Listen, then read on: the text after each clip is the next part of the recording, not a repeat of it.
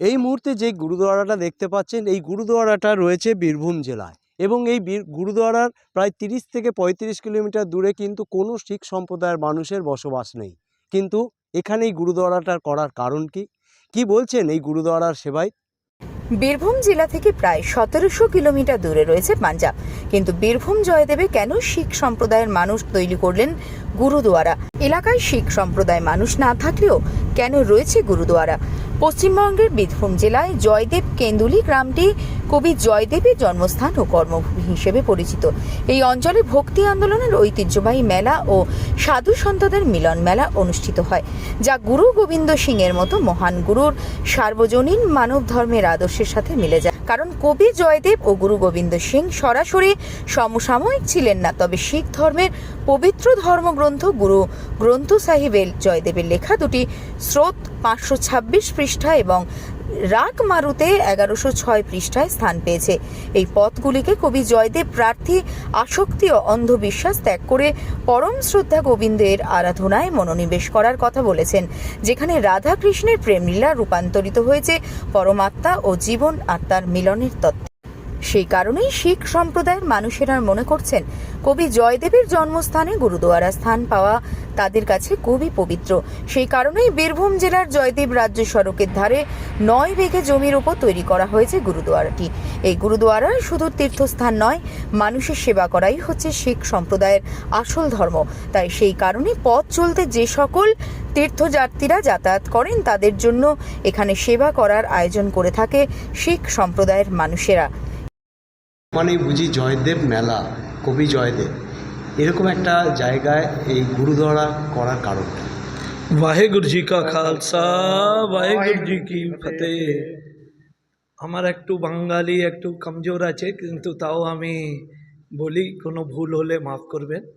আমাদের এইটা আছে জয়দেব ভক্ত, আমাদের গুরবানি, যেহেতু আমরা গুরু গ্রন্থ সাহেবকে মানি, সেই জায়গাতে গুরু গ্রন্থ সাহেবে ভগৎ জয়দেব জি 526 অঙ্ক और 1106 অঙ্ক যে আমরা পেজ বলি, সেটা আমাদের ওইখানে এনাদের গোবিন্দ গীত যেটা আছে ওইটা এর মধ্যে আমাদের দর্জ আছে। হ্যাঁ, জয়দেবই ওইখানে উল্লেখ আছে, ওই পুরো বাণীটাই জয়দেবই বাণী।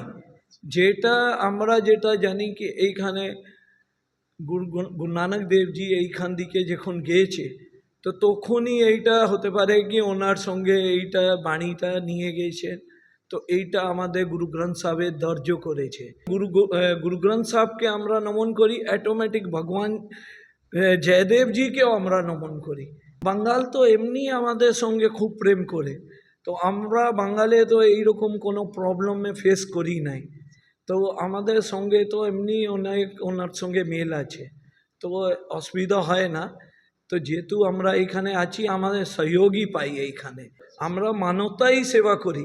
আমরা বিনতি আছে কি যে তারাপীঠে যায়, উনি এইখানে এসে আমাদের রুমগুলো রেডি আছে, বাথরুম আছে, খাওয়া দাওয়ার আছে, আমাদের দুটা পূজারি আছে এইখানে, বাবাজি, এই দুটা বাবাজি এইখানে থাকে, সেবাদার আছে একটা, উনি এইখানে দাঁড়িয়ে এইখানে কোনো 50 কিলোমিটারে কোনো প্রবলেম হলে আমাদেরকে জানিয়ে দিলে, আমাদের গাড়িও আছে, রাত বিরাত আমরা ওই সেবাতেই, মানবতা সেবার জন্যই এইখানে আমরা আছি।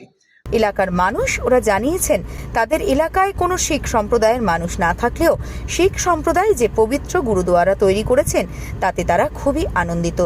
ইলামবাজার তো সেই সূত্রে অত নেই, তবে যেখানটায় হয়েছে সেখানটা খুব ভালো কাজ হয়েছে। কারণ জয়দেবের সাথে গুরু গোবিন্দ সাহেবের একটা আলাদা রিলেশনের মতো পাওয়া গেছে, ওনাদেরই ধর্মগ্রন্থে জয়দেবের একটা উল্লেখ আছে। তা সেই জায়গা থেকে যে জায়গায় হয়েছে খুব ভালো হয়েছে। আর এই রাস্তা দিয়ে তো প্রচুর মানুষ যাতায়াত করে, সামান্য আশ্রয় পেলে বা খাবারের দাবারের ব্যবস্থা হলে তো খুব ভালো হয়। যে জায়গায় হয়েছে ওটা খুব ভালো হয়েছে। আপনাদের এলাকায় কি এরকম গুরুদুয়ারা আছে? না, আমাদের এলাকাতে কোনো গুরুদুয়ারা নেই, এখন পর্যন্ত নেই। এটা যেটা হয়েছে খুব ভালো হয়েছে। গুরুদুয়ারার আশেপাশে প্রায় 30 কিলোমিটার দূরে শিখ সম্প্রদায়ের মানুষরা বসবাস না করলেও এই এলাকার মানুষরাও কিন্তু এই গুরুদুয়ারাটাকে আপন করে নিয়েছে। কারণ এই গুরুদুয়ারার সাথে জয়দেবের যে মিল রয়েছে, শিখ সম্প্রদায়ের মানুষরাও আজকে নিজেদেরকে ধন্য মনে করছেন, যেহেতু তাদের গ্রন্থে জয়দেবের কথা উল্লেখ রয়েছে, অতএব সেই জয়দেবের মাটিতেই গুরুদ্বারা করতে পেরে। বীরভূম থেকে সুভাষ দাস, সারা বাংলা দর্পণ।